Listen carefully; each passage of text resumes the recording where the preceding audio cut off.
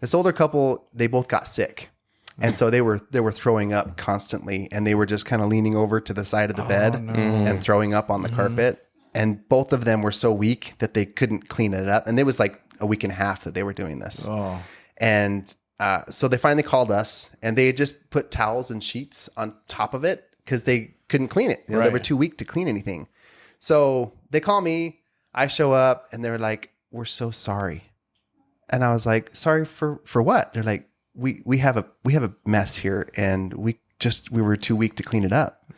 Can you help us? And I was like, well, let me see what I'm dealing with here. And I pull back these sheets and the towels were just covered and not to mention the smell. Yeah. I had my gloves on. I felt like maybe I needed a hazmat suit on or something like that, but I had my gloves on, I had my booties on, and I was like, all right. I don't know. There's something that flips in a cleaner's mind, I think. That's just like, you don't see the grossness of it anymore. You just go, let's solve this problem.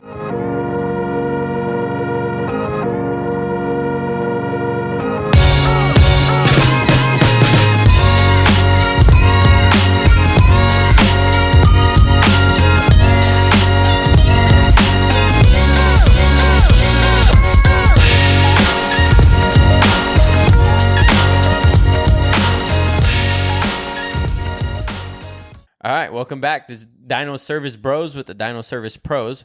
David again and Brad as usual, and then we got Brian over from Prestige Carpet and Tile. Tile Care. I knew I was a butcher at some point, but Brian, tell everyone a little bit about what you guys do, who you are, and let's go from there. Oh man, I am pretty much a St. George native. Wow. I feel like there's not a lot. Not a whole lot these days. Yeah, you're a rare one. Because our last guy, he's from Salt Lake. We're from California. Got it. But like 13, 14 years ago, so don't hate us. We're not the new ones. You're in the range. Yeah. No, I've been in Utah my whole life. I was born in northern Utah, but moved here when I was young, when I was 12 years old. Been here ever since. Married a girl that was born and raised here in St. George. And so, you could say my roots are here in St. George. From 12 Definitely. for sure. Yeah. My dad had a carpet cleaning business in northern Utah. That's how he provided for his 8 kids. Back in the 70s and 80s. Oh, there you go. Wow. Yeah. And so he started sold that business when we moved down to St. George.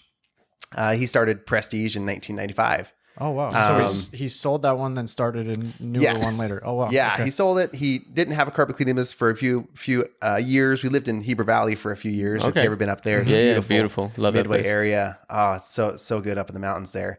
While he actually got his master's in psychology, my dad did. And so he was a marriage and family counselor on the side of carpet cleaning, just kind of doing anything he could to provide for his family, That's cool. My dad's always been an entrepreneur. So that's, it's just been natural, I guess, in our family, just to have your own businesses and just keep going and figure it out. Just next generations take off and figure it out, right? Yeah. Definitely. So, I came down here in 95, and he's like, well, carpet cleaning did me good before, why don't I do it again? So he started up Prestige in 95 and knocked doors and would knock people's doors and be like, hey, I can clean your carpet right now if you want me to. Hey, that works. That takes a special person to knock doors like that. My father-in-law sells Kirby's, and he's done it forever. And so I went with him for like 2 weeks, and that is, I give praise to all those people, because that is not an easy gig to get into, is knocking doors. That is so hard. People are so mad. Like, you run into people that are like, what do you want? You're like, oh, nothing.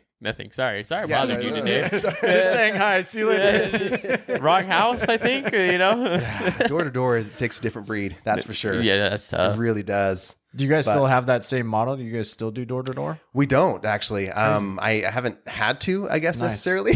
That's good. So I left the family business for a little while. I had to do something else besides working for my dad, when I was 21, 22. And so I worked a couple different jobs. Like, I worked at a furniture store for a couple of years and went to massage therapy school for a year. And that was fun.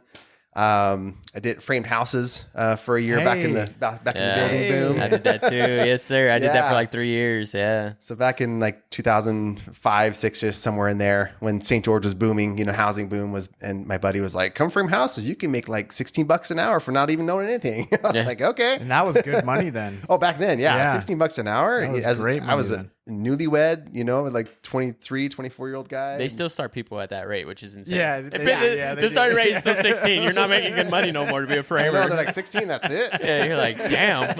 And 115 degrees, nah, dude, I'm good. Sorry. Yeah. I thoroughly enjoyed framing houses. Like it was something about cutting wood. I love the smell of that fresh cut wood and framed houses. And then working with the boys, like when I framed, I think working with the guys, like it was just, if you had the right crew, it was so much fun. Like Definitely. I miss my framing days because of the guys I worked with. We ended up being good friends, but it's just like you really just dick around all day with your homies, like it's nail a few things and cut a few things. Yeah. And then you're like, you got your bell, and then at middle of it, you're like, who could flip their hammer and get it in the slot? You're like playing games. You're like, totally. I think we should be working. Who can flip their hammer and get it in that wall over there? Yeah, dude, I think we messed around too much. Sorry, Wayne. It was a good time. It was pretty cool though to take a flat piece of concrete and all of a sudden 3 weeks later you got a house. Yeah. Built of sticks and wood. Nothing like it. It's pretty cool. Yeah, it's pretty cool. For sure, it's a sweet gig. It's cool to see the outcome.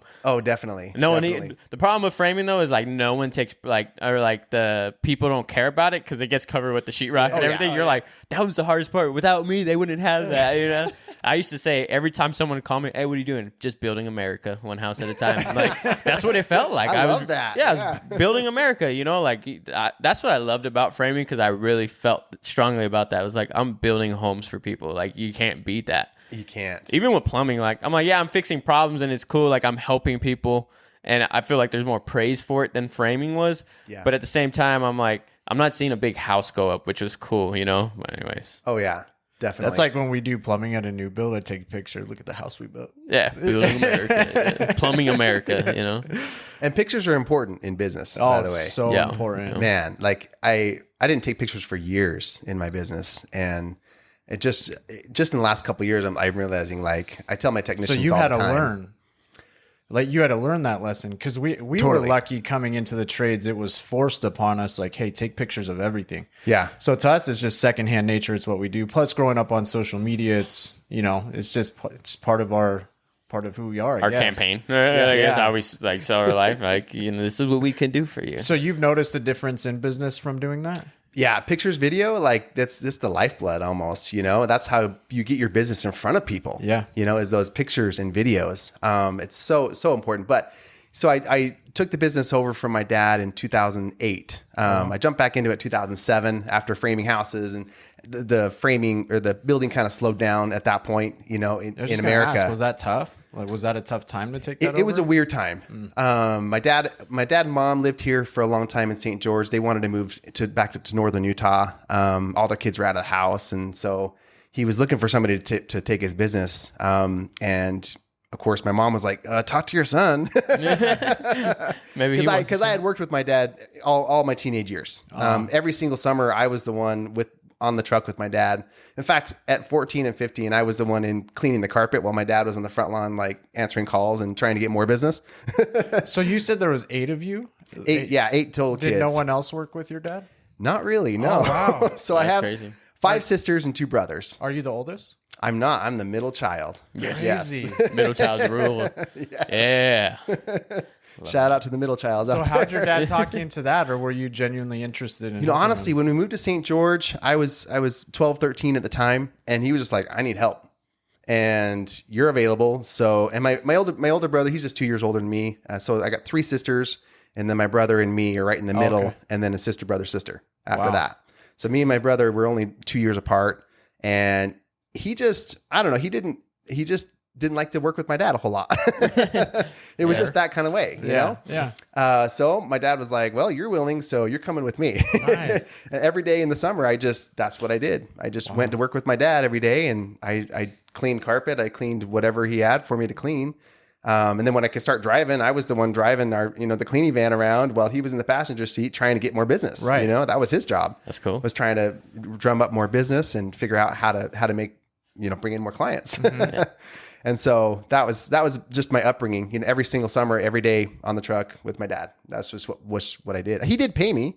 Yeah, that was my next child question. labor. Did he at least say You get to eat food, so this is your payment. A lot of dads would say that, Yeah. definitely. You know, but I don't know. I don't remember how much he paid me. You know, but I know when I got to be like 15 and 16, he'd be like, "Hey, I'll give you a certain percentage of the jobs or something like that." That's cool. He started like when I was 16. I remember it was turned into percentage instead of just like here's $100. Yeah. Thanks But for you know, 80 as a hours. 14-year-old, $100, you're like, sweet, everything. You know, score. I can go buy that stereo I wanted now. Yeah. You know.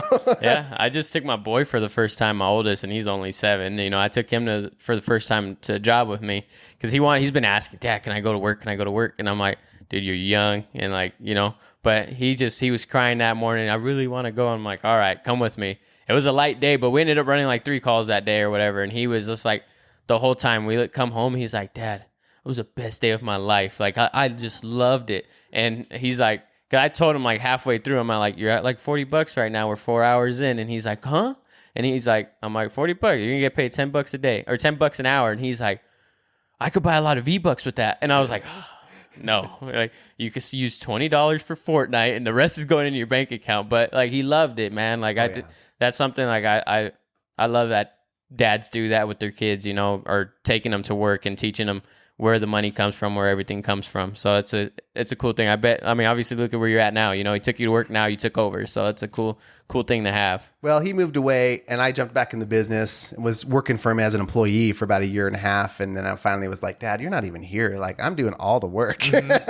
I'm taking all the calls, and it was literally just me. Wow. You know, that was doing it all, and I was like, I just got to buy you out, you know, that just makes sense. And he was like, let's do it. Oh, so you bought him out. You guys went wow. We just went that was just, I don't know. It was probably just the easiest route for me. Sure. To make sense of everything, 100%. just to say how And much. then you didn't have anybody over your head and it was and it truly became mine. yours. Yeah. Yes. When I asked my father-in-law at the time, he actually helped with my get a business loan. Wow. At that time, you know, he fronted a piece of property as collateral for my business loan to pay my dad. Cool. That's great. Yeah, Yeah. that's cool though. And so it was just the easiest way to work in my head instead of being like, well, I'll just pay you so much every month, you know, and this and that, and having that over my head. And it was just like, let me just give you a set amount and you're done.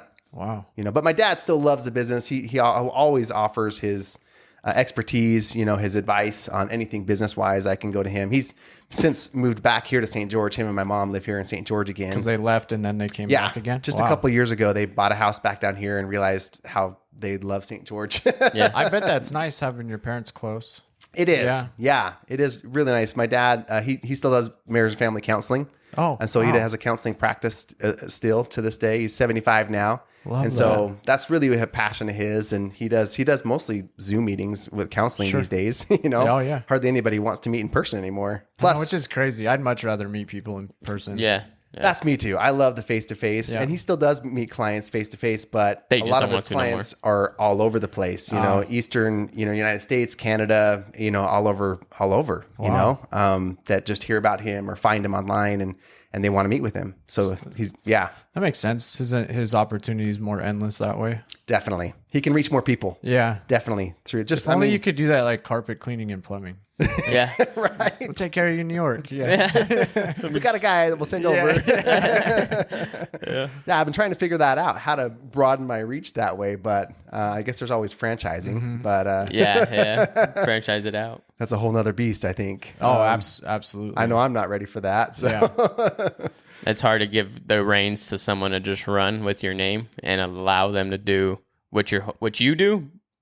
But at the end of the day, like, no one's as good as us, right? Like, that's just how we think. It's hard to have that. So to give them the free reins to kind of take your name and use it up in a different location, it's a big jump. It's a big trust process. So definitely. So carpet cleaning, I feel like, and this just could be my perception, so I'll say this the best way I can, because plumbers are looked at in a certain way, like, oh, you're just a plumber. I feel like maybe carpet cleaning has a similar perception to it. Do you feel that way sometimes? I get what you're. I get you what see you're what I'm feeling. saying? Yeah. It's like, oh, you're just a plumber. You're just a carpet cleaner. You know, just a service guy. Right. You know, that comes and fixes my stuff when I need it. You know, and then with that persona is like, you're not worth a whole lot. Right. It's like, it's I'll so give you $100 unfortunate. for this. Right. Like, sorry, like it cost me $50 just to drive here. Right. Yeah. We're like bottom of the barrel. Yeah, I people. know. Yeah, exactly. Yeah, but there is definitely that in the carpet cleaning industry as well. And it's it comes from I think a place of a lot of carpet cleaners for a lot of years didn't charge enough. They were charging rock bottom prices for so long. We're barely making it, you know, and the idea was like, well, the more I do, I guess the more I can make, maybe I can clean 10 houses every day and get by. Run yourself in the ground. Yeah. Yeah, exactly. Rather than charging what you're worth. Right. Nice. That's a lesson I've definitely come to learn, especially over the last 3 or 4 years. I ended up getting a business coach about 4 years ago. Nice. As part of a coaching program. And that really changed my vision. Who's the program with? What's the company? It's a company called Phenomenal Products. Oh, okay. They're out of Texas. We have a coach too. And they're called Certain Path, and it's really been game changing for us as well. Oh yeah. Having a business coach, especially oftentimes you feel alone. I mean, you guys got each other, I guess, right? Yeah. I guess we got each other. We all right. I guess.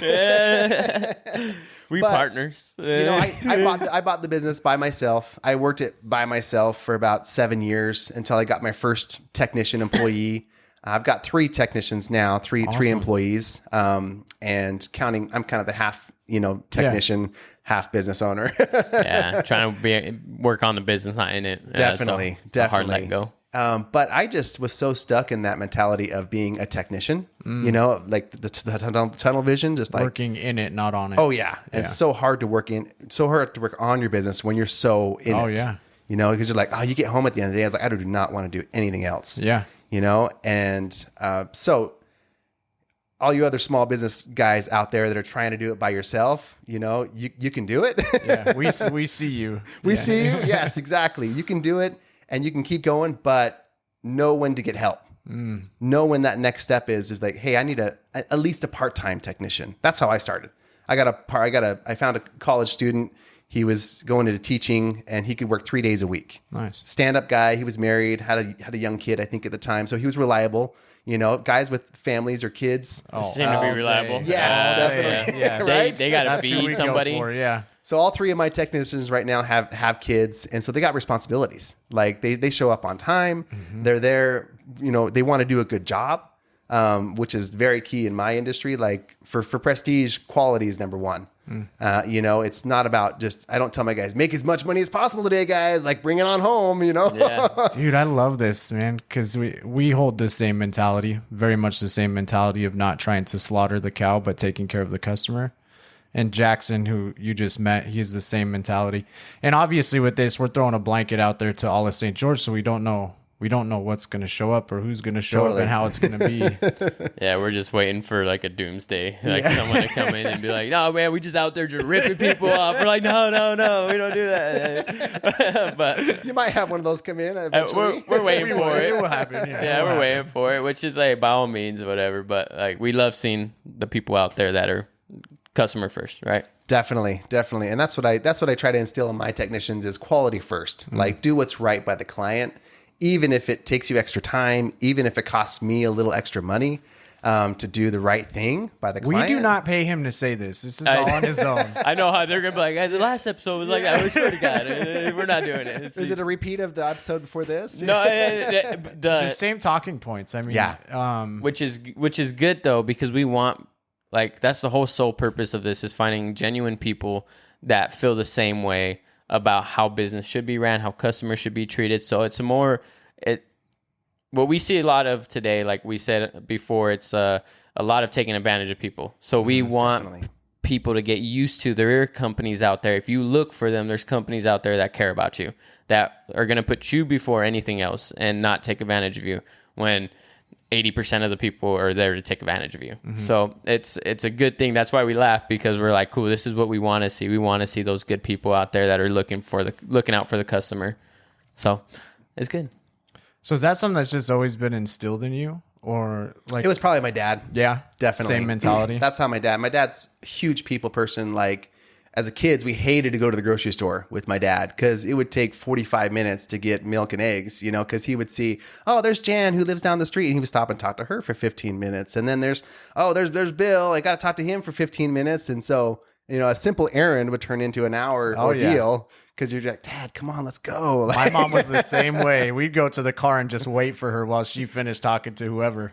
Yeah. Oh, yeah. And even working with my dad, as I did for many teenage years, like that's just what I got used to. And I was not a talkative kid growing up. Like I was pretty introverted for a lot of years, definitely up until probably just the last couple of years of high school. And so my dad really taught me like just love people, you know, and that's part of the joy I get out of business now is just showing up and hearing what people are going through or what they went through. And it's like, oh, I did this, and I've got 6 kids and I've got this. And it's just fun to hear people's stories. Oh yeah. Like that's half of the enjoyment of doing service work is just meeting different people, seeing how they live. Cause you're in their houses. Oh yeah. You know, you're in their closets for heaven's sakes, you know? And, you know, you see their garages and how they live. And sometimes it's kind of scary. Sure. How people live. You're like, really? You enjoy living here like this? Hey, don't come to my house. That's my house. I was like, yeah. But I don't judge. You know, I don't. No, we all do. We do a little bit. I guess everybody judges a little bit. Dude, I took my kid in the toilet. Like the people just moved out. They were moving houses, and the toilet was like, we went in the bathroom to run water. We fixed the water main or whatever. We went in the bathroom to wash our hands off, and he looks in the toilet and it's just dirty. And he's like, Dad, that's gross. I'm like, zip it. Like people got cameras in their house nowadays. Like, dude, you got to be mindful. He's like, it's gross. I'm like, dude, get in the truck. Go sit in the car. Like, dude. But I mean, you run into it. I mean, we all judge a little bit, you know, but it's, yeah. I mean, what do you do? You know, like some of us, I guess, enjoy it. Our lives are nightmares. Mine included. Hey, but everybody's on their own journey. You know? Yeah. Oh yeah. Definitely. That's what it's all about. And, you know, you run into people cleaning carpet. Like I run into a lot of older clients, like, you know, people that, you know, this 72-year-old lady living by herself in a little house, and we're there cleaning up her carpet. Right. And she has nobody else to talk to. So she's talking to us the whole time from start to finish. From the time she opens that door, she like will not let us go without talking. You're making her year. Room to room. Yeah. Oh, yeah, definitely. Yeah. And you can feel that. And I have in our team meetings with my guys too, I'm like, hey guys, you never know who you're going to be talking to, who you're going to be helping today. You know, it could be a widow that hasn't talked to anybody in weeks. And then you show up in their house and you're kind a little bit. Yeah. Like that'll go way further than just a clean carpet. You know? It's crazy how similar this episode is to the last That's one. what I'm saying. This is not scripted. Yeah, I swear. But we're gonna have to like separate them.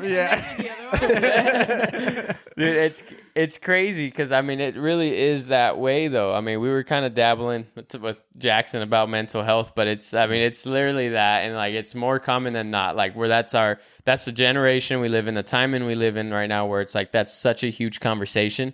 But you don't know. Like we run into it with service all the time with those elderly folks, where it's like they will talk your ear off for 4 hours, and like we're big on our guys, like spend the time with them. Like shoot us a text like, hey, it's gonna be a while. We're here talking, so at least we know for the next customer. But make that person's day because they need it. Their grandkids haven't visited them in forever. Like they want that time spent with them. So I'm like, just talk their ear off, you know. Sometimes my wife needs it. My wife like she's a stay-at-home mom, homeschools three kids. So it's like her adult interaction with people, she'll just go because she's like, finally an adult. Like I don't have to talk to a 4-year-old, you know. So it's good. We get those moms too. Yeah, the moms with the kids and they're home all day and they're just like enjoy the adult contact. Yeah. From the carpet cleaning guy. Yeah. You know, if you show a little kindness goes so far in this world today. Like so far. And also when you're inside somebody's home, like that's their home. Like that's where they're intimate. Comfortable. Yeah. It's a lot more intimate than seeing somebody at the grocery store or in the parking lot, you know?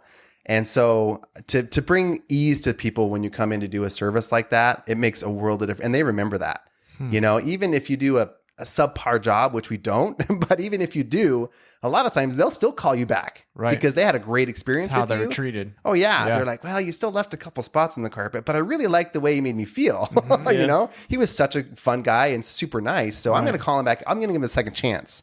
Like we've gotten so many, second chances because, maybe something doesn't go right exactly as planned, right? Yeah. It happens in service. Oh, yeah. Nothing, sometimes it just doesn't go the way you want it to. Didn't get that stain pulled. Yes. Like there's a stain or there's a corner that she really wanted to be more clean, but it just didn't quite come out like you wanted to.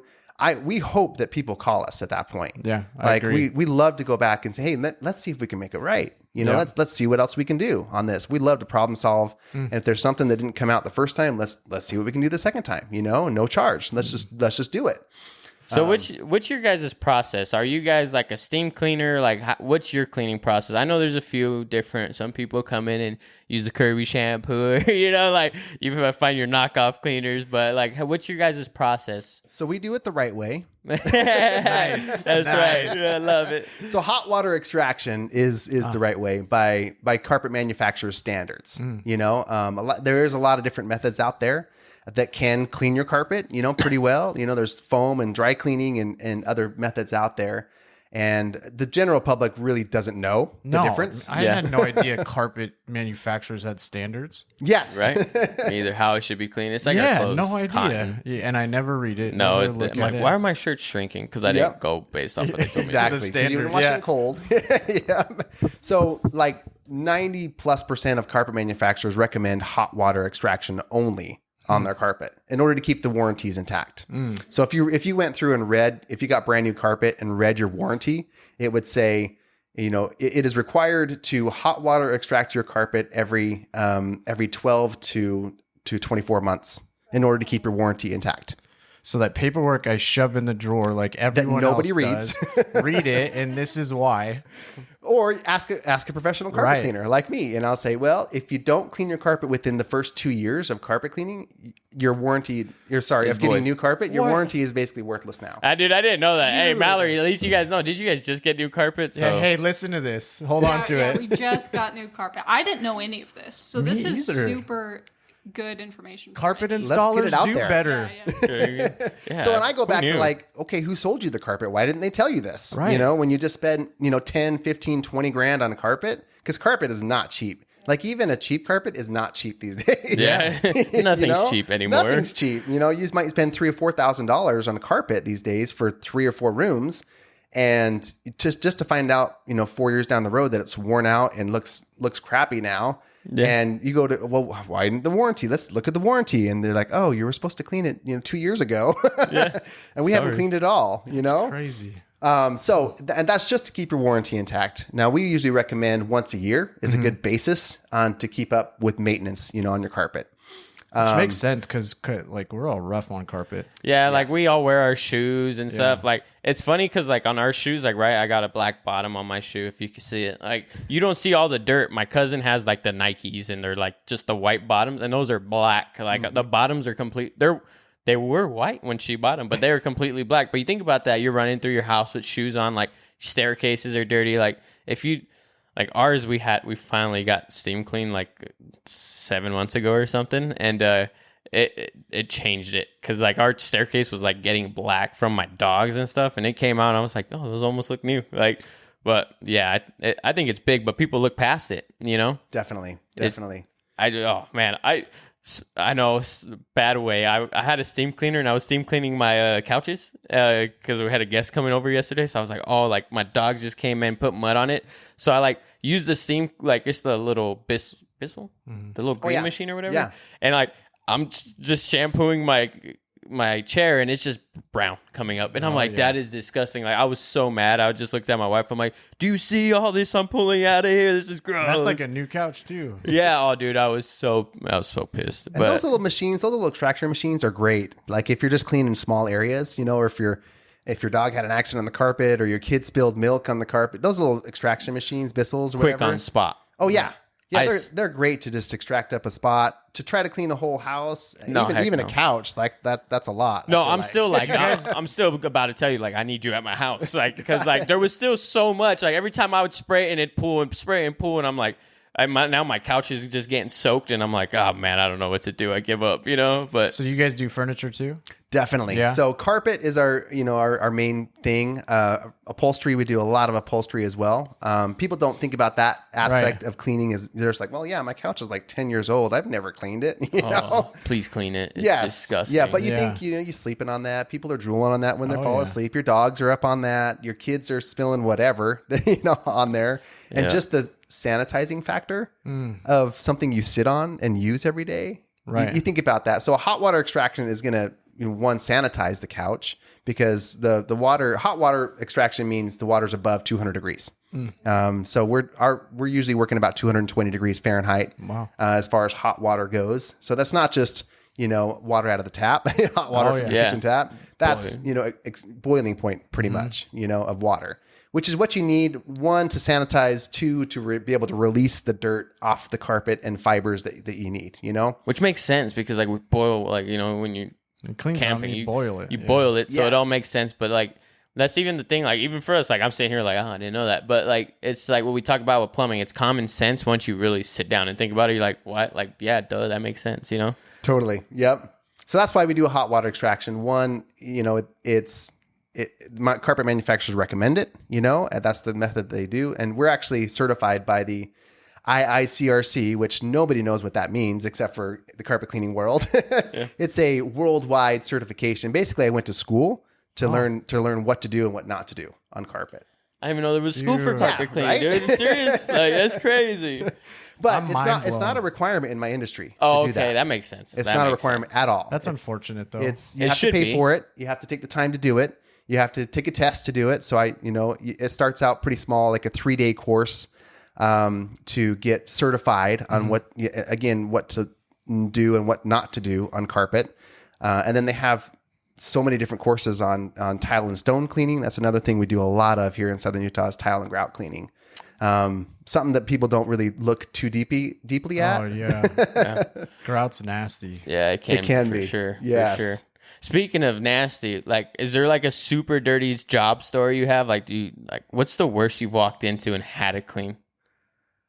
Oh man, there's so many. I know. Like we have stories, but I think that's like a fun thing, like getting into the reality of it, where it's like it can be a dirty job, Like definitely. If you walk into a hoarder's house and they're like, "Can you shampoo this one hallway carpet?" You're like, "Okay." Yeah. One that comes to mind, at a little apartment, again, older couple. I don't know why this one sticks out to me, but this older couple, they both got sick.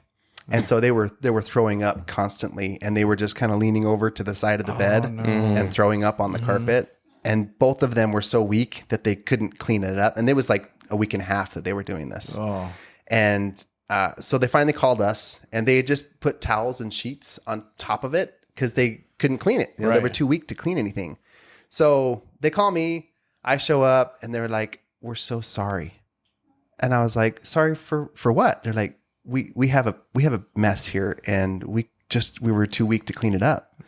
Can you help us? And I was like, well, let me see what I'm dealing with here. And I pull back the sheets and the towels were just covered, and not to mention the smell. Yeah, I had my gloves on. I felt like maybe I needed a hazmat suit on or something like that. But I had my gloves on, I had my booties on, and I was like, all right. I don't know. There's something that flips in a cleaner's mind, I think. That's just like, you don't see the grossness of it anymore. You just go, let's solve this problem. Yeah. Yeah. And that's kind of what, like, people are like, why weren't you throwing up? Like, why? It's a click, because even for plumbing, like, it's the same way. Like, if I'm in a customer's house and I'm cleaning out their shower drain, I'm pulling out all this hair, I'm just like professional, and I'm just doing what I gotta do. When I do my own house, I'm like, it's so gross. Why?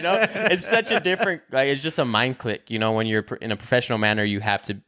It's just your job. Yeah, you just go into that zone, I feel like. Yeah. Like, okay, this doesn't really affect me. Like, I'm not feeling sick. Okay, let's take care of this problem. And they're like, you can just throw away all the towels and sheets that are on top. I was like, yep, I'm going to do that. Step one. I got a black bag and just put them all in there. And this was in, so they both had separate beds in each bedroom, and it was in each bedroom. And so it was pretty gross now looking back at it. And it was one of the worst situations. I felt super bad for them that they didn't have anyone else to call except for a professional carpet cleaner to come clean up their mess. And they felt just so ashamed and apologetic that they had that mess in their house, and they couldn't do anything about it except for call me. Is there a certain that's, I bet there's people though that like would hesitate to call someone because they're so embarrassed. Yeah, and I would never even thought to call a carpet cleaner, I guess. I honestly didn't think of like carpet cleaning as a dirty job till now, and now he tells this story and my mind's everywhere. No, I can imagine. I've been in some houses where I'm like, if these people decided like, hey, today's gonna be the day we change our lives, we want our house back in order. I've seen some houses where I'm like, rip the carpet out and start over. You know, like it's just one of those things. But is there like, what's the process for disposing of it then? Because I would imagine that would be considered like hazardous at that point. Like depending on what chemicals you're using, or whatever. Is there somewhere you have to dump, or is it just like you just dump it on your street and it goes? It's organic matter, you know. Yeah, it's just decomposed. And so we do have treatments that neutralize that. But other than that, you don't have to dispose of it in any special way. It's not like a needle. Yeah. Pathogen. Yes, exactly. I just didn't know, like, you know, some pumps they gotta go dispose certain way in certain areas. I didn't know, like, with the chemicals and stuff like that, where that gets dumped at. So as far as our dirty water that we suck up, you know, because it collects in a tank in our vans, we do have to dispose of that. And we can't just run it down, you know, the sidewalk or something like that, you know? Okay, yeah. So we do have to dispose of that in certain, like a lot of times car washes work great for us. We have partnerships with car washes around town because their drains are specifically for dirty water. And so a couple car washes around town, they, you know, we you know, pay like to clean our trucks there or whatever. And we can wash it down their drains and they don't have problems because their drains are already set up for that, you know? Which helps us out, so we don't have to, you know, have a specific drain to back at our shop or something like that. Right. You know, we can go different places around town because we get it around town everywhere. I'm sure. You know? Pretty much all of Washington County we cover. We don't go a ton up to Cedar City, but we're mainly focused in St. George area. Pretty much from Ivans to Hurricane. We do Mesquite as well. Oh wow, because that's pretty close. Yeah. And yeah, it's so funny. Like Mesquite and Cedar, you think of the drive between the two. And because we toy with the same thing, we do work up in Cedar, and we're working on getting our licensing in Mesquite, but it feels so much closer. Yeah. Mesquite feels so much closer. Than Cedar City. Why. Maybe because the drive is so cool. The drive is like you're like, oh, we're here already. Driving through that gorge there. It's not far. I mean, if you think about it, like if you take the streets here, like, and it takes like 30 minutes to get anywhere nowadays here. You know, where the freeway you're there in like 30 minutes, 40 minutes. You're like, oh man, this is so much quicker. And I was doing 80, you know, like I was moving. Yeah, it's good. I don't complain about travel time. Like even if you're going from Ivans to Hurricane, you know, and it takes you 40 minutes to cross town, it's still way better than like Northern Utah when they're like, let's go to dinner. Oh, that's an hour away. Oh yeah. Tell us, we're from LA. Like we know, you know, go 2 blocks is 30 minutes. You're like, for reals. Yeah. So I don't complain a whole lot, you know, about travel times around here. It's not too bad. That's way cool though. I mean, what other things do you have? Like, what do you think is important for people to know outside of like the warranty and stuff like that? What's a big thing for carpet cleaning? Why to stay on top of it? And I guess in that sense, is there multiple options for like a chemical treatment or a more natural, non-toxic treatment that you guys do? Or is it like hey, you're stuck with only a toxic chemical? Because like for me, I wouldn't, like my wife's holistic. Like we don't touch chemicals. So like if you don't have an alternative, like I'm not going to have you at my house, you know? Totally. So is there multiple options with that, with cleaning? Definitely. Well, with my company, we chose to be not only a green company, so we use green products that are environmental friendly, but we use no soap, no residue products as far as our clean, because you need some cleaning power, right? You know, right? So typically our process is we come in very first, we put a pre-spray down that helps to break up the dirt and the spots, things like that. So we use a no soap, no residue product for that. It doesn't have a smell even to it, because some people are the smells, they don't like, you know, certain smells and whatnot. So we just have a neutral, it smells like water to me. But so that's important too. No soap, no residue products, in the fact that you're not going to leave any residue behind after the cleaning. And then, you know, it's important to people to know that it's, you know, a green product. You know, that's not going to be some chemical that you're breathing in, you know, harmful stuff later on. Well, then like for me, like I got a baby that's crawling on the floor, hands and mouth, you know what I mean? Like for us, like I said, chemicals get into your bloodstream fairly quickly. So like when you're walking on it barefoot or anything like that, it gets into your bloodstream fairly quick. So I know and that's becoming more normal, right? There's more holistic people out there in the world. People wanting to go natural. So it's like with that, I know a lot of people are concerned about that. Well, how clean can you get it without getting it chemically dirty? You know? We have some people that are like, can you only clean it with water? I was like, well, it would only clean so much with water. You know, even with hot water, it's only going to clean so much. You need something to help break down the dirt, a surfactant they call it, and to loosen up the dirt and to make the dirt cleanable pretty much again. But it is important to have, again, no soap, no residue products that we use that are environmental friendly. And then our hot water, we actually use soft water. We make our own soft water on our vans. Sweet. And so it also rinses free and clear. So we're trying not to leave any residue, anything behind, except for fresh, clean carpet. That's what we do. So does your vans have a softener on it, or what? It does. Wow. Yeah. So I get that's cool. Crazy. So we roll up to a house and we can hook up to the outside water tap of the house and make our own, hot, soft water. Go through our machine that heats up, and that's super. It also is beneficial for our machines that it doesn't get as much hard water buildup. Oh yeah, absolutely. It makes we're sense. plumbers. Yeah. We sell softeners all day, so that's way cool that you guys have a softener in there. I know there's like pressure washing companies out there that do the same thing, right? Yes. So it's like that's spot rinse. Like it's the funny thing with spot rinse. It's like soften RO water. You know? Oh yeah. Totally. And that's important. Like the water that you use in the cleaning. If you're just using regular hard water, you can leave a lot of stuff behind in the carpet. Kind of gets crusty. Furniture. Oh yeah. It can get crusty because you're leaving minerals behind, that just help attract more dirt to your carpet. I think of I have two moments as a kid, and I remember my parents getting the carpets clean and then being on the carpet after. Crunch, crunch, crunch. Yeah. You're just rolling around in it. Oh, I love clean carpet. In days of old, it was like throw a bunch of soap on the carpet and try to get some of it out. Right. Yeah, 100%. That's kind of how. Make it smell good. Make it smell good. Yeah. But now, the technology just comes so far,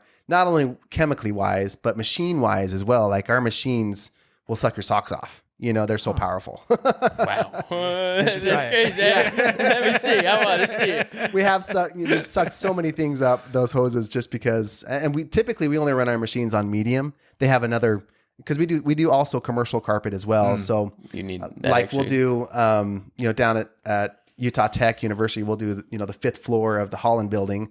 Oh, you work there? We Do you know have. Sherry Roosh? That name sounds familiar. This is my mother-in-law. She's in charge of all the buildings being built. Oh, got it. We dealt mainly with the maintenance people. Yeah, so she's their boss. Oh, okay. Yeah. Got it. And Such maybe a I never small made it up world. to the chain there. I'm gonna make sure you guys meet. That's and they have their own, in-house cleaning machines, right. and they have a lot of students do cleaning, and so they just call us when they need extra deep cleaning done on their buildings. But they're very picky about who they use, so that's Definitely a huge accomplishment. Yeah, so we've cleaned pretty much in every building on the Utah Tech campus. Cool, man. Carpet and tile, just because their hardest one was the Holland building, the library. Because it's kind of a lighter color, gray orangish carpet, and they just had a hard time cleaning it. So we've cleaned that one probably 3 or 4 times, the library. Wow. In there. But with most other carpet cleaning machines, their machines are a lot smaller. They just would not have the capacity to handle that much hose. Because the more hose you add on, the less power you have at the end of the hose. So when you're talking about 500 feet of hose stringing into up 5 stories in a building. That sucks. Yeah, that was my next. I was trying to picture this, so thank you. I know it's. I used to do brick lane, so we used to gunite. Like pools the same way, but we used to do it for high temperature lining. Those hoses sucked in itself, so I can only imagine. Those hoses, they're massive, but having to just string all that stuff up sucks for sure. Yeah, been there, done that. But that's about the highest building in St. George, about 5 stories. Yeah, no, you're right. For now. So we can go from the bottom floor and run our hose all the way up the stairs and anywhere on the 5th floor and still have plenty of, working suction and power to do the job right. So you guys run out of vans, right? Is it vans? Yeah. So we do a truck mounted machine. Okay. That's really what gives us the power that we need as far as the hot water and the suction power to do the hot water extraction process. So they have portable machines that do extraction power as well. They're just not as powerful. And typically portable machines don't have a whole lot of heat to them as well. Whereas our van mounted machines are awesome. They have Kubota engines, like tractor engines in them. Yeah. Okay. Sweet. And so they run really hot and they're awesome machines to work with. Is it the same thing with tile cleaning with the no chemicals? Yes. So we use the same pre-spray actually in our tile cleaning. So it's no smell, no soap, no residue on the tile cleaning. But tile cleaning is one of my favorite things to do. It makes it literally look brand new again. Like even for Utah Tech, they have an older building down on 100 South that they call the Elder Hostel building. They had like 50-year-old tile in these 2 bathrooms, and like, can you guys clean those? And I was like, I don't know. Let's try. Because sometimes you walk into, you're like, I don't know what it's gonna do. Like, this is 50-year-old tile here. Like, but I went in and made it look brand new. They're like, we haven't seen that color in like 30 years. That's so cool. So tile and grout's so fun to clean. In fact, that's probably a lot of my content, like video wise, just because it looks so cool. Like you just going down one line, it's black and white difference. I was going to say, I feel like most grout videos I've seen, the grout is not the color you're looking at. Until it's clean, then you see what the actual color is. Little trick with tile and grout, if you guys, for fun, if you walk into a house and look in the corner or underneath the cabinet or in the baseboard, even in restaurants, you can look up on the baseboard. Typically, they have a little bit of grout on the baseboards. That's what color it's supposed to be. So if it's not there, call him. It's gray. It's not that color, and it's typically black, at that point. And you're like, oh, man, this floor could look way better. I just think it's something that people look past. Like, I just look past it. You're just like, I don't know, that's the color it's supposed to be. You mop it and you're good. Yeah, right? But it doesn't get clean. Like, it's still just dirty. But it smells good. Yeah. There's that thing again. There's so much dirt that we don't see everywhere. I literally, we did a deep clean. We wiped down our rails, and I had a magic eraser, and I wiped down my railing, and it was black. I was like, dude, what the heck? I was so mad. Darn kids. I was like, why is it so dirty in here? But it's just you don't realize because you can't really see it. You know what I mean? Like, on the railing, the rail looked clean. I didn't know. And so you start cleaning, and you're like, that's disgusting. Oh, yeah. So, yeah. That's how tile, even upholstery, people just don't know until they get it clean. They're like, that looks like a different couch. Right. Yeah. I didn't know it was that dirty. Right. And we'll get a lot of husbands and wives, too. The husband's like, I don't think this tile and grout needs anything. I think it looks just fine. I'm sure. And the wife's like, oh, honey, it's dirty. Yeah. And then we start cleaning, and they're like, see, honey, see? Yeah. And we're like, he's like, okay, I can see now. Because us dudes, we're all like, dude, it's a scam. And then you see, you're like, need it. Okay, we needed that. Crap. Yeah, I'll pay for it. All right. Yeah. But I feel like carpet cleaning is very affordable. Like it's people may think it's expensive, but I think it's very affordable for what the work entails. Definitely. So I think at least bare minimum the alternative. Yeah, I mean, what do you new carpet and you're way more money. You go buy a $50,000 machine, like come on now, you know what I mean? Yeah. If not more. So it's like the prices for it are very affordable. Mainly if you're doing it once a year, once every 6 months, and I'd imagine you guys do memberships, you get discounts if you do it twice a year or definitely. Most of my clientele is past clients because we've been here for 25 years in St. George. So we have a lot of repeat clients. We have incentives definitely for repeat clients and referrals of those clients. Yeah. Referrals are awesome, as you guys know. Referrals are the best. But I agree with you. As far as money wise goes, if you're working into your budget once a year, to clean your carpet, you might spend a couple $100, I guess, depending on your house. Sure. If you've got a 10,000 square foot house, it's going to be more than a couple $100. Well, if you can afford a 10,000 square foot home, it's all averages out, right? Your income is a lot higher than this dude, so you'll be fine. It should be okay.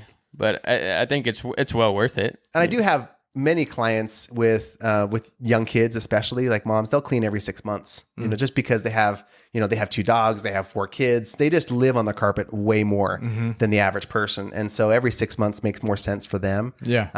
Other people, most people in general, the older clientele, I was telling, clean about once a year. We send out email reminders to them. Hey, it's been a year. And they're like, oh, okay, cool. And they clean it. Like I said, it is affordable if you work it in the budget there. Even a lot of the older ladies that are on a strict budget, they're like, I can only afford this much. And we love to work with people too, especially past clients. I've probably given away too much free stuff. Amen. Yeah, amen. That's just part of what we do. Yeah. Totally. It's like, oh, you can only afford 150. You know what? I'll do it for 150. Yeah. Okay, cool. Absolutely. Yeah. There's some give and take there. We're here to service, man. That's the whole point of this is the trades and service. We're here to service the customer. Sometimes we don't win, but it's, it is what it is. You can't please everybody. Yeah. That's the world we live in. You cannot please everybody. No, you could go out. That's the crazy thing. Cause with Jackson, we talked about him being 5-star and stuff like that. and we are too for the most part. We're 5 stars, but it's like we go above and beyond. But when it comes to plumbing, like our trades, like it's expensive. Mm-hmm. Everything's expensive. You know, HVAC, electrical, plumbing, it's expensive. So you can't please everyone. I could come in, change your water heater out, do everything possible. There's nothing left to do, and they'd still give you a 4-star. You know, and it's just like, oh, it's a 4-star because it was too much money.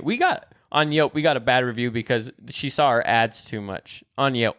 And it's like, well, get off of Yelp. Like, why are you... The only reason you're seeing an ad on Yelp is because you're on Yelp. So if you're seeing it too much, find a new hobby. Yes. You know? I don't know if Yelp's a hobby, but for her, it must have been. She gave us a 1 star? 1 star, just because she said she saw our ads too much. That was literally what her review was. I'm tired of seeing their ads. And I don't control it. I just pay Yelp money. They control it. Yeah. Totally. Do you guys like Yelp? We've done really well with Yelp. Yeah. Yeah. See, really I don't do Yelp. You should look at it. I did a number of years ago, and I was asking clients and asking people like, how many people use Yelp in St. George? And I just didn't feel like this was a few years ago. Obviously, maybe it's changed now. I mean, a lot of people use Google, definitely. Oh yeah, Google's our bread and butter for sure. Totally. But it wasn't our business coach, but it was another mentor of mine that just basically said, put yourself on every directory. Mm-hmm. You never know what's going to come of it, but Yelp happens to be our second best advertising. And I was shocked by that because like we talked about doing Yelp and I was like, whatever, like we'll see. I was like, I don't use Yelp either. I'm like the only time I'll go on Yelp is for maybe food because that's where a lot of like food reviews are at. So I'm like, if we're going to a restaurant, I'll go check out Yelp. But other than that, I was like, people find plumbers on Yelp? Like I didn't know that. So anyway, but it's worked out well. We've actually gotten big jobs from it, surprisingly. But the people that are using Yelp, I feel like are more like the 35 and above ish. Like it's definitely an older crowd. Yeah, it's an older crowd, but it's kind of the crowd where, sadly, that's the homeowner age. Totally. Mm-hmm. So people on Yelp are more so the people that own homes. So it's worthwhile. That's probably my ideal clientele as well. Oh yeah, the homeowners. Yeah, you know. That's what. So I'll look into Yelp. Yeah, you should. Yeah, even if it's just listing yourself on there. Like I know I have a listing on there, but it's just a basic listing. Look at the advertising is fairly inexpensive. You have different packages. I think we do $200 a month, but our revenue from Yelp is like thousands and thousands from that $200. Yeah, wow. It's crazy. It's worked out nicely. Okay, thanks for the tip. Absolutely. Yeah, I mean that's what we're here for. That's why we do this. Like this whole podcast is to be like tips and tricks, and like for the professionals coming into it. Business owners or whatever it may be, or just a DIYer, like the little simple tips and tricks. Well, an interesting thing is reviews has always been a thing of mine. So like so many businesses like live and die by reviews, right? And we just hit over 200 5-star Google reviews. Congratulations on Google. Now, that's huge. Granted, we've been in business since 1995, but I have only in the last couple of years started asking for reviews. Well, I don't necessarily ask for them. It's actually automated through my CRM system. Right. It'll send a text to my clients saying... What system do you use? We use House Call Pro. Nice. Hey, all right. House Call Pro in the house. Yeah. Awesome. This is actually my third CRM that I've been on. I started out on the Customer Factor, which is a great one. It's super cheap. It's only like $45 a month, and it has automated systems in it. I used that for a couple of years up until I kind of outgrew it a little bit. Then so House Call Pro came up, and a lot of other guys in my service industry use it, and I've loved it. Yeah, that's good, especially for the automated stuff. Oh yeah, the automated text messages and emails for my clients. It's been awesome. So yeah, we just hit. I think we're at 206 now. Nice. 5-star Google reviews. Sweet. Which that's always been curious to me. Like so many people, even like we clean a lot of Airbnb places, and they like live and die by reviews. They're we have to have everything. Like some Airbnbs, we'll be cleaning the carpet there like every 3 months because they don't want a bad review. Oh yeah, because that will like kill their Airbnb that they have. And so, what are you guys' thoughts on reviews? Like, how do you? They're everything. They literally run everything. Because people, me personally, I go through reviews. Like anywhere I'm a shop or like call somebody, I'm looking at reviews. But I'll go to the way I work is I'll look at the low star ratings.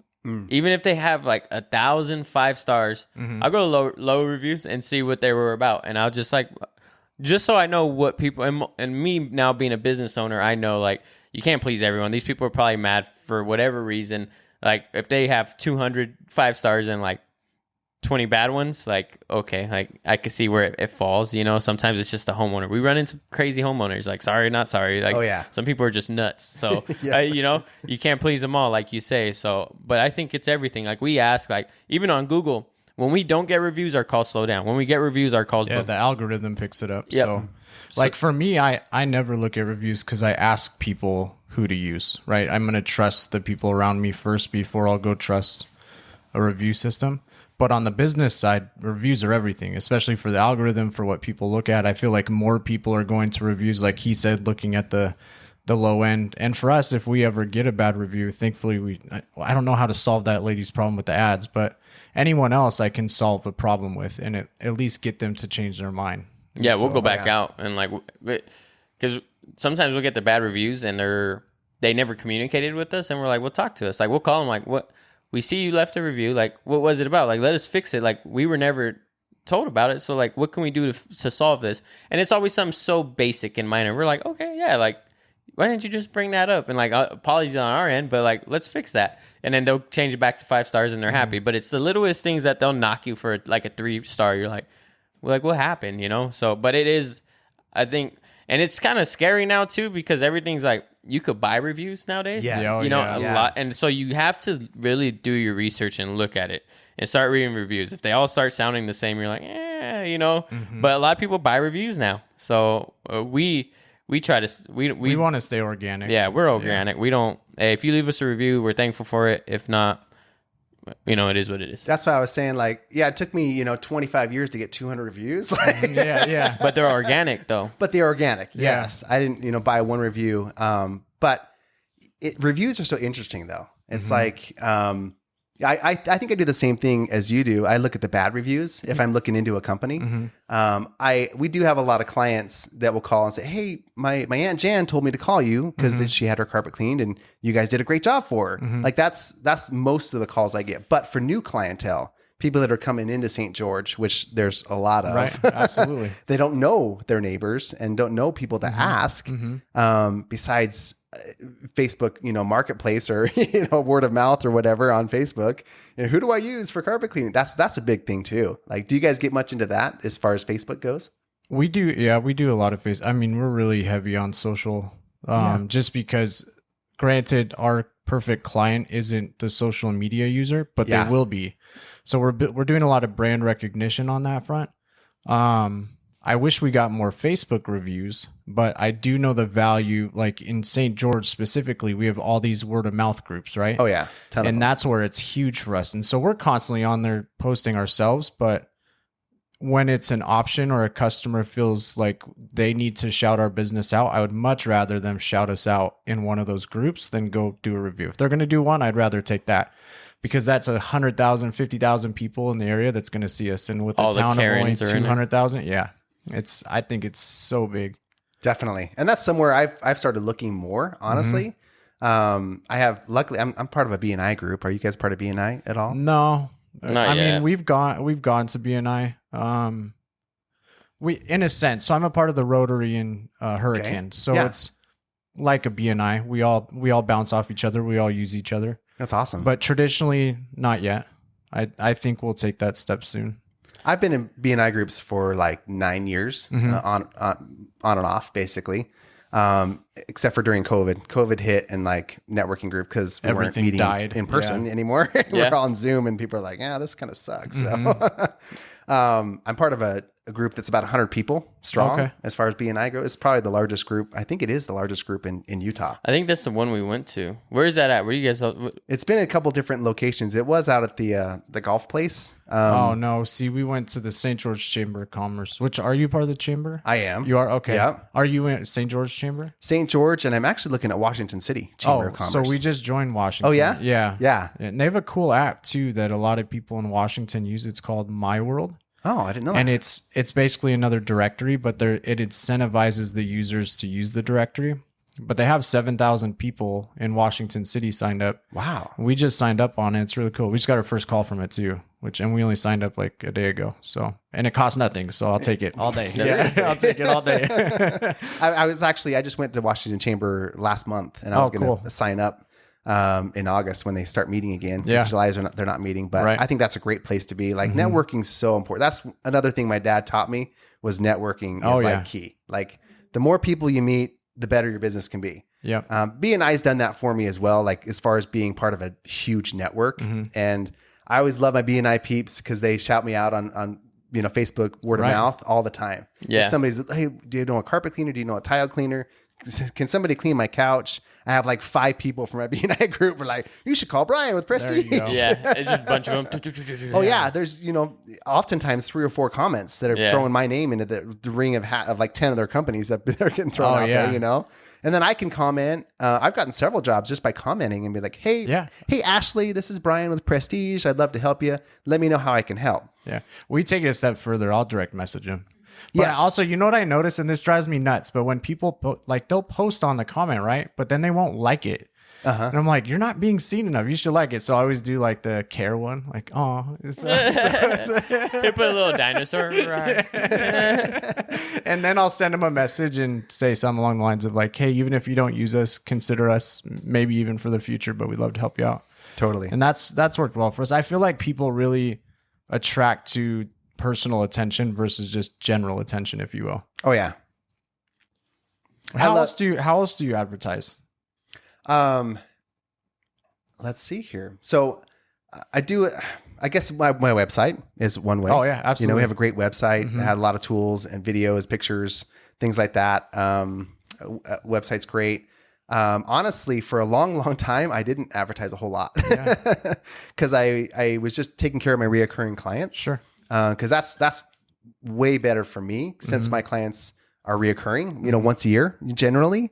And so keeping in contact with those through a CRM is awesome. Like I love my CRM system that sends out emails automatically. Right. Getting into more text messaging as well. You have to be careful, cause there are some people that are like, I got 12 emails from you this month. You're like, whoa, I don't like all the emails. And are you not going to spam me? Are you, if I give you my email address? Every time I ask for an email, I feel like that's what people are looking for. They're hesitant. Spam me? Oh, so hesitant. Like, what do you need that for? Well, we send her invoices and receipts. Yes. And then usually that breaks the wall, but. And I'm going to spam you. No, I'm just kidding. We got you. Got you. I'll tell them on the phone too. I'll ask for the email address. Hey, just to confirm our appointment, I'll send you an email to confirm our appointment. And people are, oh, okay, yeah, I'll do that. So they'll give me the email address that way. Yeah. But it's a great way to keep in contact. Cause I think that's so important with service businesses, just keeping in contact with your current clientele. Oh yeah. Like that's something I didn't look at for a long time in my business. Well, same thing with us. I think it's one of the most overlooked pieces of business. Yes. I think you're always looking for that next golden nugget, thinking you already passed it. And your golden nugget's the customer that's going to keep calling you forever and ever and ever because of the service you provide. And give you referrals. Right. Yep. Yes, definitely. That's something my coaching company's big into is one, keeping your current clientele calling you, and also to getting referrals from those clientele. Like that's a whole nother untapped thing that I think a lot of companies overlook. I overlooked it for years because I was just trying to get new clients, right? Got to get all the clients. It's like, wait a minute. If you just tapped into the resource that you already have and the people that already love you, just ask them for more referrals. Right. Just absolutely. ask. Yeah. And simple emails, simple text messages, even in person when you're at their house. Hey, here's a referral card. Referral systems are very powerful. Do you ever do mailers or magazines, or have you gone that route at all? I've done about everything, honestly. Yeah. Everything. I'm in the Dixie Direct. I've been in Dixie Direct for like 5 years now. Tony's awesome. Yeah, it does pretty well for my business. As for the cost, it does really well. Well, he does good too because he won't allow so much competition to wash it down. So you're very. It's kind of like B&I. Where you only allow so many. Like a couple of carpet cleaners in there. Which is cool. Yeah. In fact, the other carpet cleaner that's in there, I have a great relationship with him. And he's a dry cleaning process. I'm a hot water extraction. So people have a choice, whether they know it or not. That's cool. Yeah, that's cool. Most people are like, oh, I'll just need to become my carpet clean. I don't care what process, but they have a choice if they know the difference, So that's been something I've been doing for the past 5 years. I do a little bit of social media. I've done mailing. Mailers are hit and miss. Like so hit and miss. So I'll send out 5,000 mailers and get a ton back, in certain part of the year, in the springtime. Let's say like 2 years ago, I did a spring mailer. It did awesome. I made triple the amount of money I spent on mailers, right? Then I send a mailer out in January and get like zero back. Zero, yeah. Our coach actually told us that with mailers, you should target, well, one, look at your customer database, look at the zip code, target that zip code 1 month. And then if your next target is 3 months, right, sending out a next mailer, then target an area that would be perfect for whatever your service is. So I'm sure older homes is a good one for you, or construction areas might be a good one for you. Yeah. So they were telling us to mix and match it rather than looking at it as a neighborhood or like this area, that area. Like hit the one where you do most of your work so that when it hits your customer's house, they're one telling the neighbors, and the neighbors are saying, hey, have you ever used this? And then on the other front, you're hitting people that are more in need. I don't know if it works yet, but that's what we were just told. I think one of my best mailers I did, I mailed half to new clients, new customers, and half to existing clients. Nice. Because the existing clients would get them in the mail and be like, oh, I was going to call them anyways. And here's a discount. Cool. A reminder. You know, it's kind of like Dixie Direct too. People that already use us, they open up the Dixie Direct. Oh, I was going to call him anyways. Now I get a discount. Cool. Yeah. And so that seemed to work the best, honestly, like do half and half new clients, half existing clients. Because then, those existing clients are like telling their neighbors, hey, I just got this mailer and I've used them before anyways. They're already vouching for you. Right. And they're like, oh yeah, I just got this mailer, so you should call them. Right. Absolutely.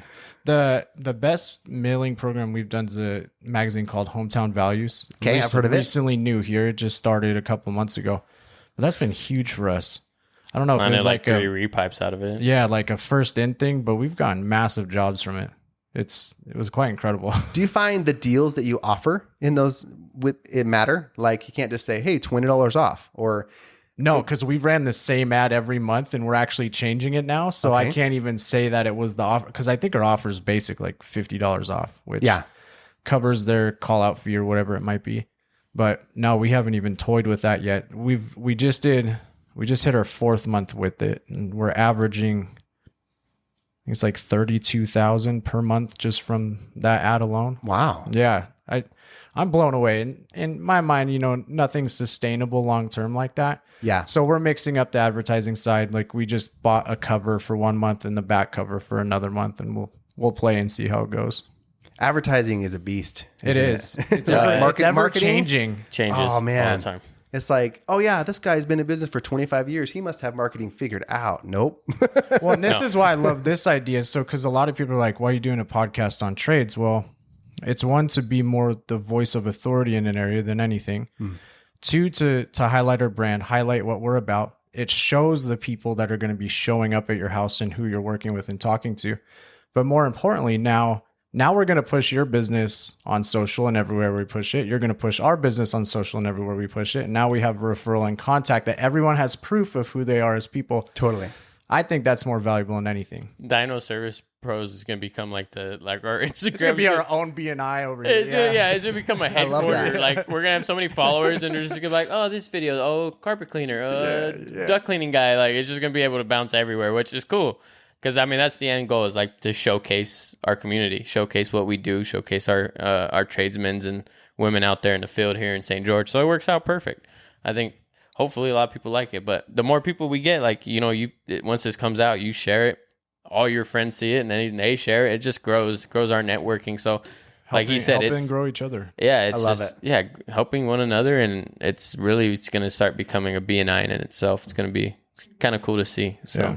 I think that's what people are looking for too, is just authentic, real people that are going to be honest with them about the service. And speaking of honesty, it's like if I walk into a house and I'm like, I don't know if I can help you, honestly. Your carpet is way too far gone. I can clean it and it's probably going to get 30% cleaner. Yeah. Are you going to be happy with that result? Or do you want to spend that money towards new carpet? Right. Yeah. And so that's what I'm shooting myself in the foot, because Right. I'm going to walk away with $0. Yeah. But I want to do what's right by them, and if they're going to spend $200 with me and have it look 30% better, that's not very good. Yeah.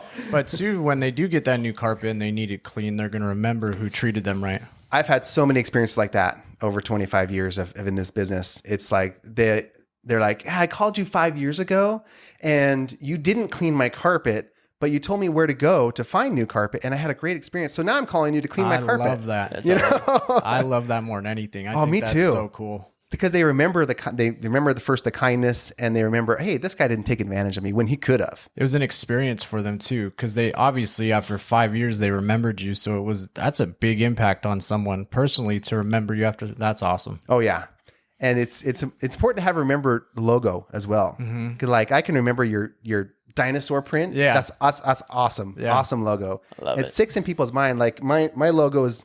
People sometimes don't remember Prestige carpet and tile care, but they remember the water logo. They're like, I remember you had water in the background. Right. That's all they remember. I'm like, cool. You remember me then. Yes, I was remembered. Yeah, that's what matters. People know us because they like dinosaurs. It's the weirdest thing, but it's we get called it by people all the time. I like dinosaurs, so I thought I'd give you a try. Oh yeah. Yeah. We're just gonna start showing up in dinosaur costumes. Yeah. I see some videos happening with the dinosaur in it. Yeah. Oh, it is. Yeah. It's on the plate for the future. Oh, yeah. Videos, parades. Yeah. All the fun things. Oh, you can do so much fun with that. That's why we picked it. It's kind of endless opportunities. Like our guys soon here will carry buckets in their vans. Yeah. Toy dinosaurs to give to clients' kids when they show up at the house. You know, some of the coolest things, I made up some squishy balls that look like the golf balls for a golf tournament I sponsored, I don't know, 7-8 years ago. And it just had Prestige, the logo on there.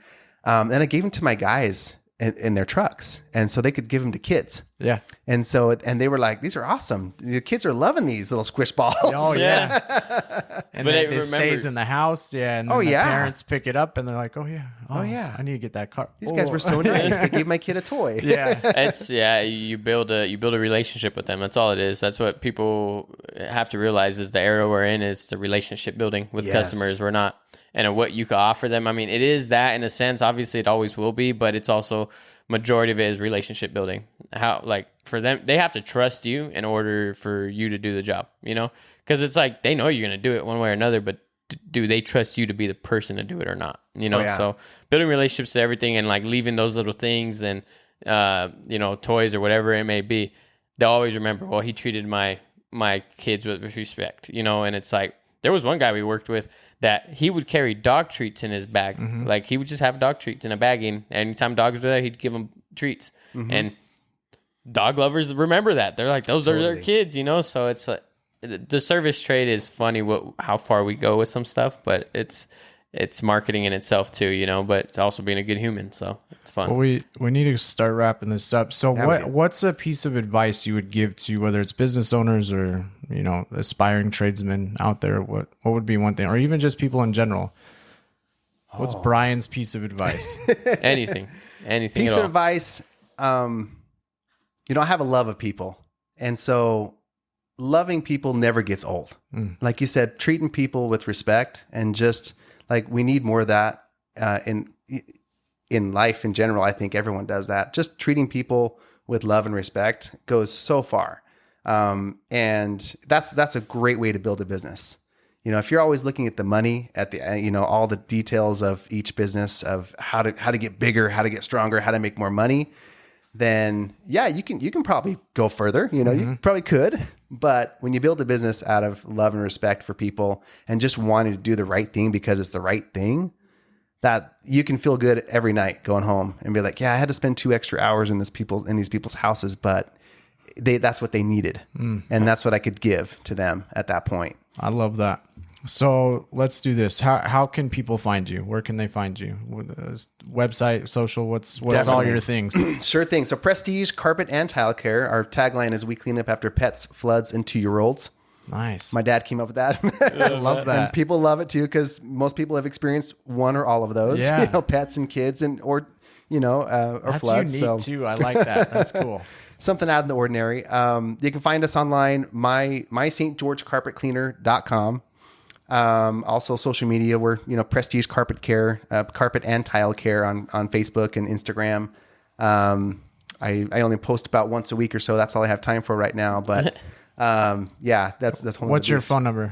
435-652-3736. Awesome. Is the number. You can call or text that number as well. So call Prestige, text Prestige. You can find us at YouTube, Spotify, and on the podcast app. You can find us on social at Dino Service Pros, online at www.dinoservicepros.com, or you can always give us a call at 435-236-4568. All right. Thanks for listening. Love you. Bye.